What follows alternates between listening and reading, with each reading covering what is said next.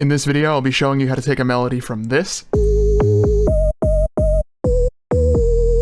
to this.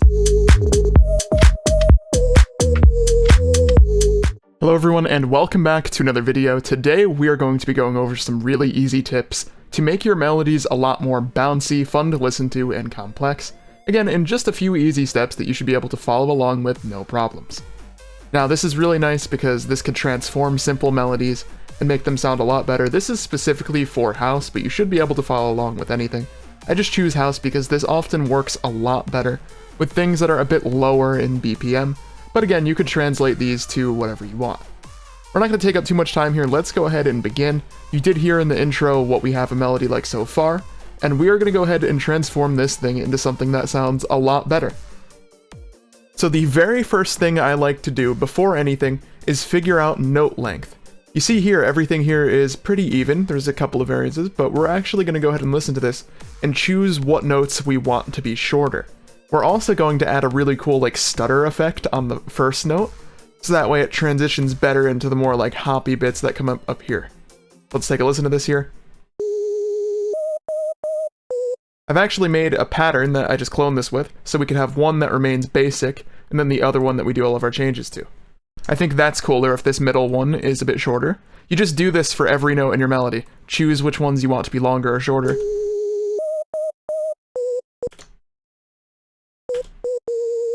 Another thing that's really cool to do is have notes that quickly slide into additional ones. So for example, this one, where it has these two on the bottom and then it goes to this high one.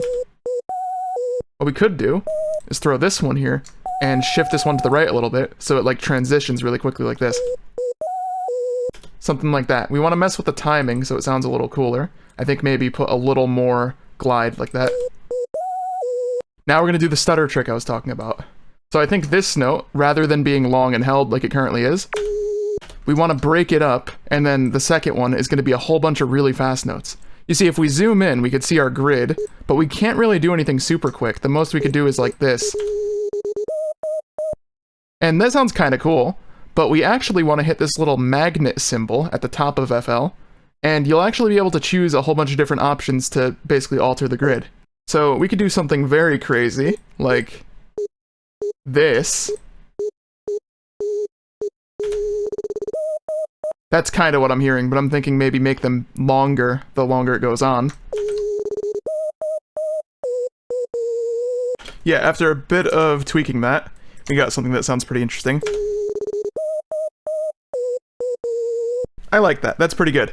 The next trick we're going to be using is the swing knob. I've talked about this in a previous video about bouncy melodies, and this is super helpful. This knob right here, if we turn it up to maybe about 30% or so, this is actually going to do like a really cool push and pull thing with the grid to just make things sound really cool. I actually think we overdid it a bit because those small notes are starting to sound kind of bad, so lower it even more. Something like that. That's about 20%. It just shifts things off the grid a little bit, but in a way that's really pleasing and nice. So right now we've done some timing stuff, some slides, and the stutter effect.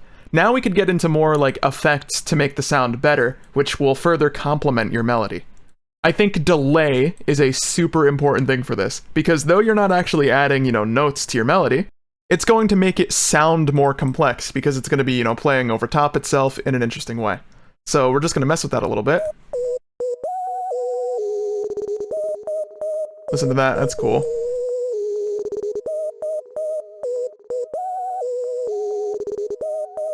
There's just a lot you could do with that. Sometimes I like doing it really quick. I think that's going to be our winner, just like that. Then of course you go and complement that with some reverb. Now your melody is in a space, and it sounds a lot better. Some chorus always makes things interesting as well. There's a lot we could do. This is a simple sound, but I think now we've got it really nice where it's like this cool airy type of whistle. And with the changes we made in the melody, it's super interesting. If we compare that to what we had before, obviously this is going to have the swing we added and the effects just because it's the same patch, but listen to the difference in the melody now. Versus this.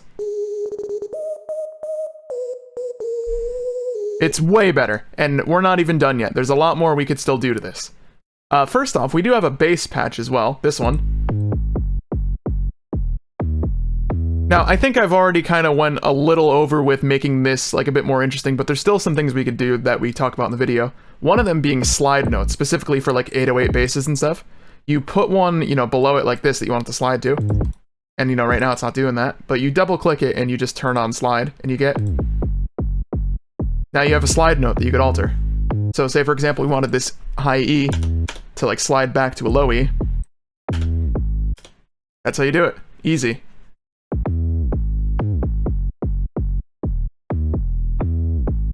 Now our bass is a lot more interesting, which is good because that's going to play well with this.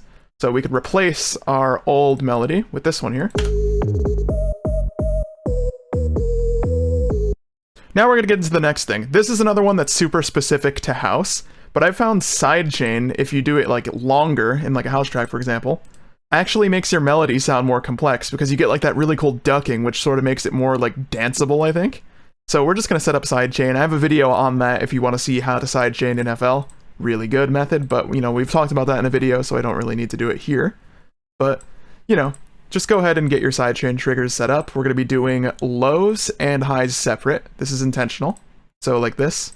But right now, without even changing our settings, let's take a listen to what that actually did. You're going to notice our melody just sort of has a lot more groove, which is super interesting.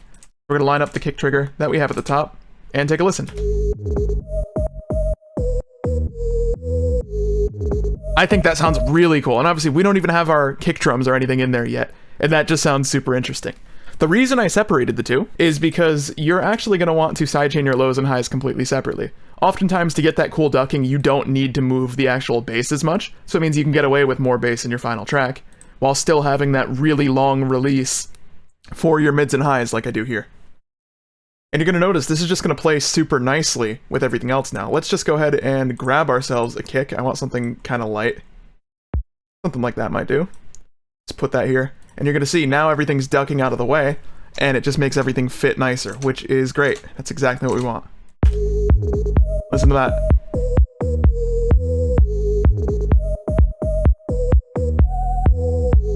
That's really good, and of course, you know, we could expand upon this now with additional elements, like we get some cool cymbals in there, we get additional like melodic pads and stuff, and suddenly everything's just going to complement this super nicely. There's still a lot more you could do sound design to make your melody even more interesting. For example, we can make unique, you know, that pattern here, so we have another instance of it, clone the serum patch, and what we're going to do here is add like a variation to the patch itself. So say, for example, we wanted to, I don't know, throw some sync on it. Or two. Or just something, I don't know. Bend is cool. Whatever you want to do. Now we have like a cool higher variation of it that would play here.